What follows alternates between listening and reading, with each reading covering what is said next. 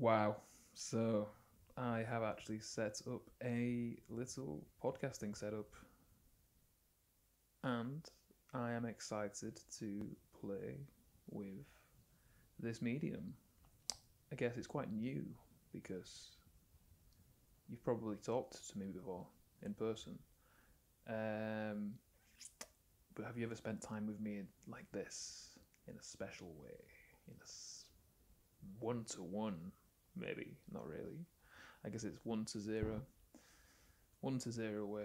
Just me talking. Fantastic. So, I guess where to start really? Lost my motivation. Why am I doing this?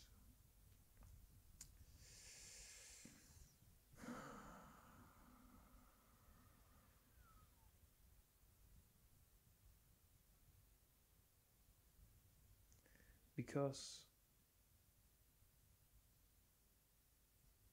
my life had an unfortunate beginning, really.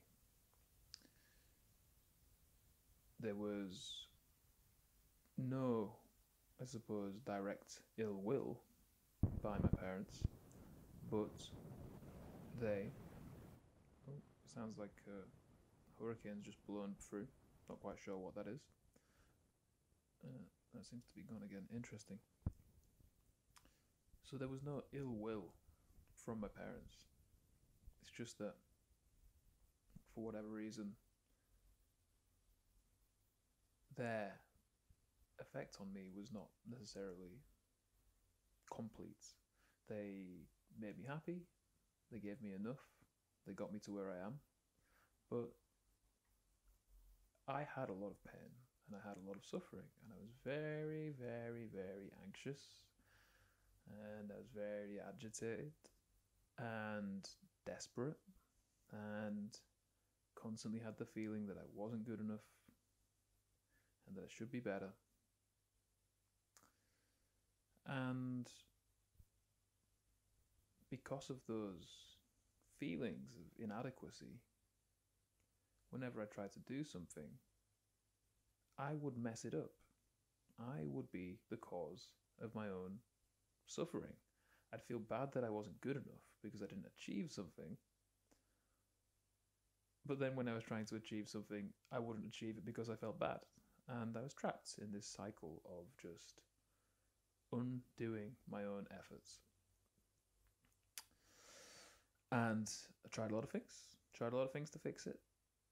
You know, I left my hometown, went to another city, started studying, and then that wasn't working, so I changed what I was studying, changed all my friends, and went and pursued this entrepreneurial ideal of find the problem and fix it, which is a very good ideal, and it's very useful. It's definitely served as a foundation, but it didn't solve it.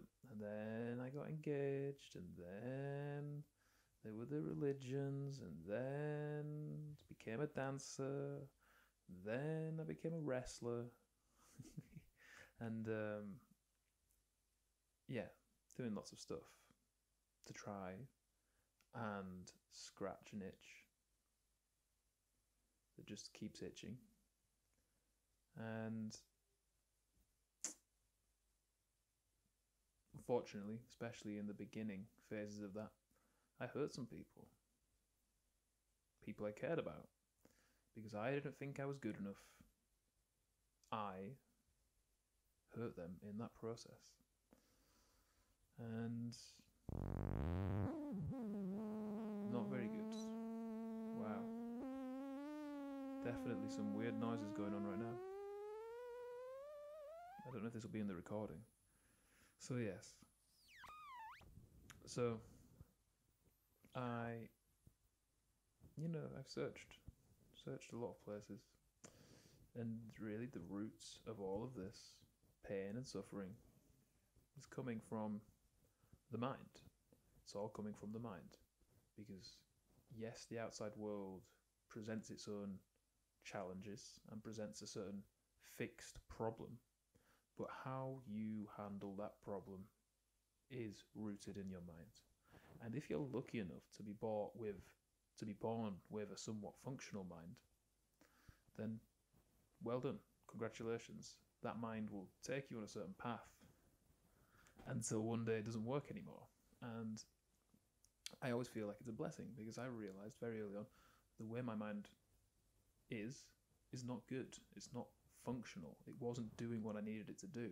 And I had to confront that problem very early on, which led me to the path of directly taming the mind, or attempting to do that. And that has served the foundation for just this wonderful life. I'm very, very happy.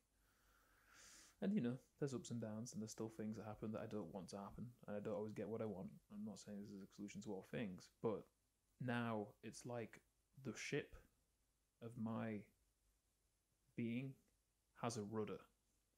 And because it has this rudder, it can go to where it wants and it can avoid what it doesn't want. Whereas when your mind is out of control and doing all kinds of ridiculous things, when it's projecting onto everyone else, when it's chasing after immediate satisfaction, when it's lost in this cycle, it's like that ship doesn't have a rudder. And it's only a matter of time until you will collide with something which sinks your ship. And then when it sinks your ship, you're going to be left drowning, and you're going to start grabbing, and you're going to start clutching onto things. What's around you at that point is really just chance. So whenever someone becomes an alcoholic or an addict, that could be you, that could be anyone. And the only protection we have against this is to fortify our minds. We have to learn to swim without the ship, basically, is what I'm saying. And then once you can swim without the ship, you can build the rudder onto your life. Complicated metaphor, possibly not even making any sense. But I think maybe it's a start to illustrating a point. So I've not done anything new. I've not created anything new. I do just have a tendency to look and read and research into things. And really, I just want to share those things with people. I want to take those things that I've found in my somewhat bizarre and erratic life and bring them to people who would watch this. So if you know me, then this is for you. This is just me trying to share with you some of the best things that I've found, and also in the process of me taming my own mind and learning to swim with my own mind, this is that process. So as I go on my own journey, this is something of a record, and it's just left behind by this process of learning to speak these observations. So, yes, that's 8 minutes of talking. Fantastic. I'm not going to meditate right now. I'm just going to leave this, and I'm going to eat some food, and I'm going to come back later. So, hopefully, this has been enjoyable. Peace out.